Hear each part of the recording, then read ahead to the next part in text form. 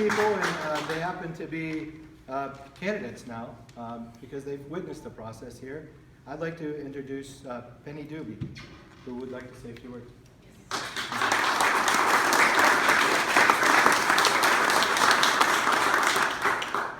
Hi, I'm Penny Doobie from Fairfield, Vermont, and I was one of the many Vermonters who came to Montpelier to urge legislators to add language to the Energy Siting Bill, S-230, that would make sure wind developers would plan and site their projects in a way that wouldn't hurt their neighbors. We told legislators that other states like Maine and New Hampshire had much more protective standards than Vermont. We encouraged legislators to visit neighbors of industrial wind projects and learn about the negative impacts those wind turbines had had on their lives. To his credit, Senator Brian Campion did make the trip to Georgia Mountain, and later he said to me, "Penny, I would never want my family to live there." He also wrote an official letter to the Public Service Board describing his visit. We had many legislators who listened to us and tried to help. The bill that came out of the House Natural Resources Committee, as Mariana just said, won unanimous support in a roll call vote, 142 to 0, a unanimous vote. Many legislators commented that it was the sound standards language that made it unanimous. These legislators knew what they were voting for. They knew they were making the next industrial wind projects built in Vermont to have better, more protective noise standards.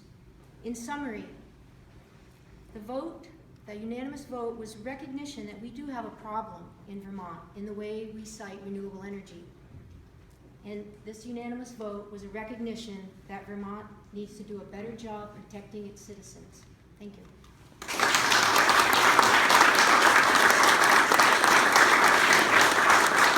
Now we have from Ferrisburg, Monique Thurston, who was also very active in this bill.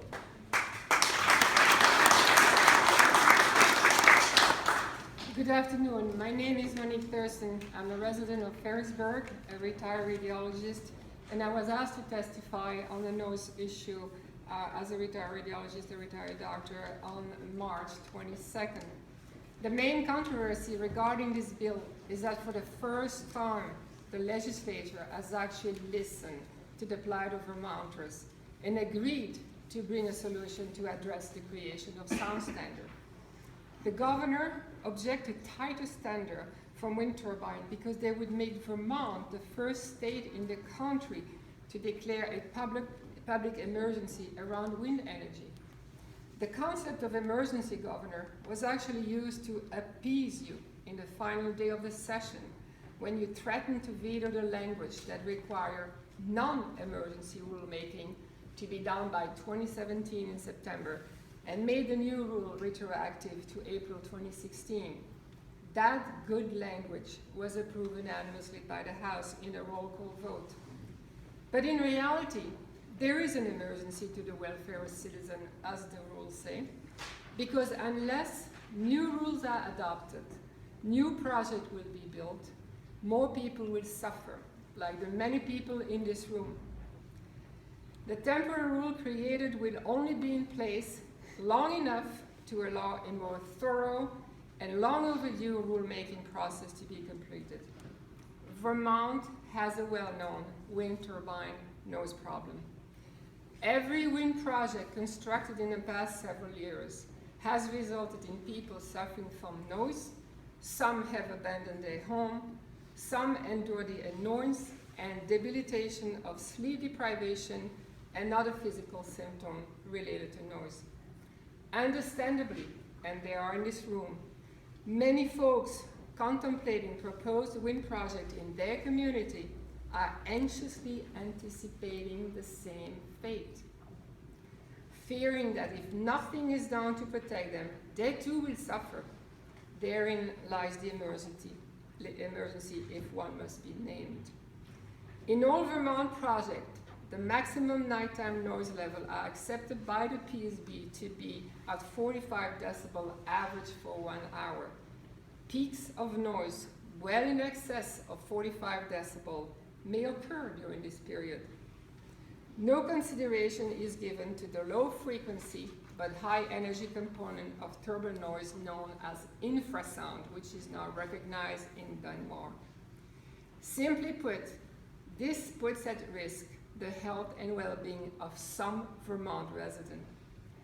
4 years ago in Maine, and I was very active in that movement, through citizen petition for rulemaking, we including public hearing with expert testimony from the wind industry and petitioner, as well as dozen written testimony, we changed the nighttime regulation for wind turbine noise in Maine from the current 45 decibel in Vermont to 42 average over 10 minutes.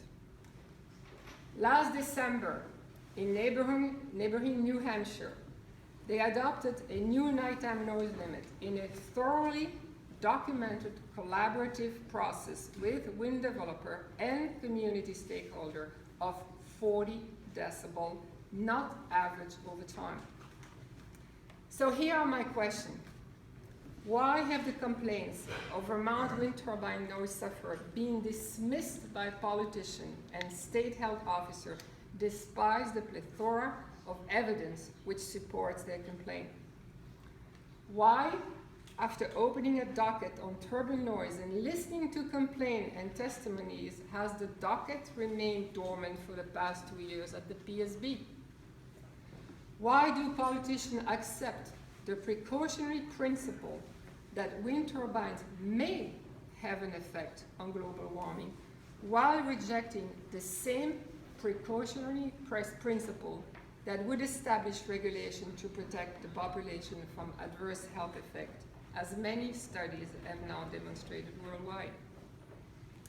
Why are wind turbine noise sufferers not receiving the same attention that any other person would come here in Montpellier complain about a presumed environmental hazard? But those people complaining about wind turbine noise seem to be considered as unavoidable collateral damage, the equivalent to me of roadkill of the highway, on the highway. Where is the empathy? Where is the responsibility for the public welfare that public officials have a duty to promote? Finally, some people want to show that Vermont is a leader in combating climate change by lining its ridges with wind turbine, because doing so will be for the greater good of the planet. Those same people also need to show the world that they are concerned about the greater good of its own citizens by enacting responsible turbine noise standards.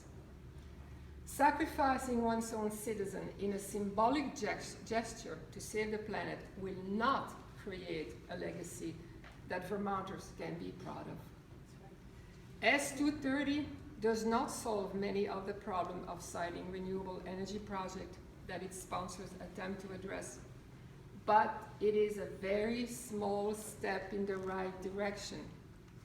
Allowing this bill to die is a sharp rebuff to the 160 towns who have signed resolution calling for more local input, and to the citizens, they are here, who spend untold hours at their own expense advocating for change in the State House this year.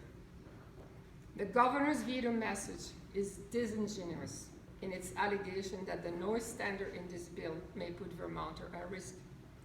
Clearly, the intent of the veto is to allow nothing to stand in the way of business as usual. The governor's veto of S230, in my opinion, is an exercise of executive authority that is insulting to the citizenry as well as to the legislature. It should not be allowed to stand. Yeah.